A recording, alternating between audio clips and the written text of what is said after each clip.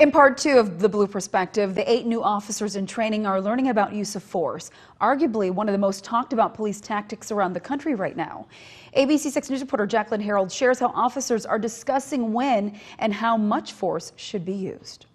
Use of force is one of the main courses that has changed with this group of recruits compared to previous officers. Where training used to be a day and a half, we went through 3 full days of training. Officials say they don't want officers to be afraid to defend themselves. They just have to be prepared to justify any force they use. Taser, taser, taser! When an officer gets rough with a subject, sometimes in the eye of the public, it can appear excessive. But what officers say we don't always see on TV or social media is everything that led up to the moments we do see. Use of force has always been a key part of law enforcement. Officers don't necessarily want to use force, but they need to be prepared to use it when they need to. For 3 days, we trained on use of force, breaking down terms like necessary, excessive, and deadly. Topics that not only play on perception, but are also making officers nervous to talk about and use. Officers across the country are becoming,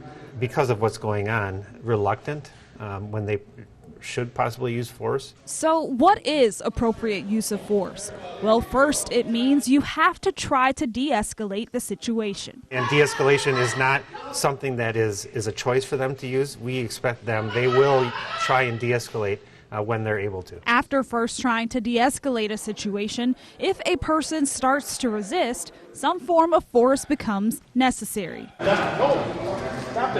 Handcuffing or a takedown would fall under that category. Put your hand behind your back. Do it now. Put your hand behind your back. During that takedown, let's say the person becomes compliant. Okay. The second the person starts complying with the officer, is the second when the officer also needs to lighten up on what use of force they're doing. And this is a key concept in Rochester.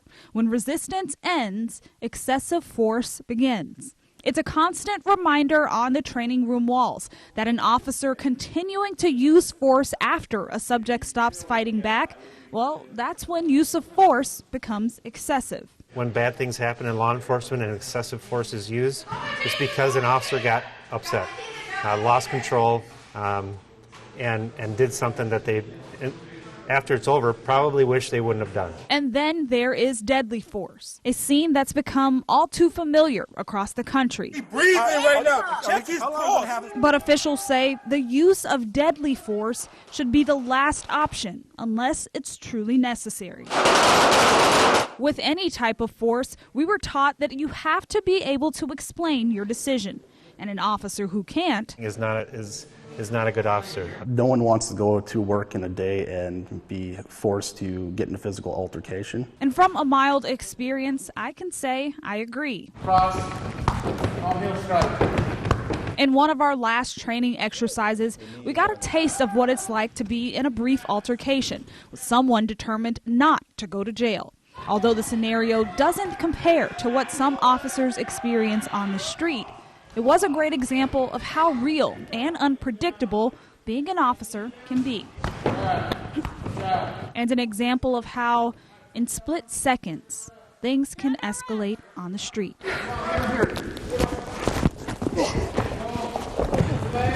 We're not perfect, but as you can see, and I appreciate throughout the course of this, we put a lot of training, a lot of thought into the officers we hire.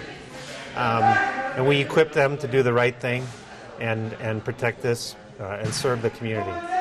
Tomorrow we'll close out the training process series. But keep in mind, just because the recruits have graduated and are out on the street doesn't mean the training has stopped. Join us again back here at ABC 6 tomorrow night at 10 to learn more about the recruits and their days leading up to graduation.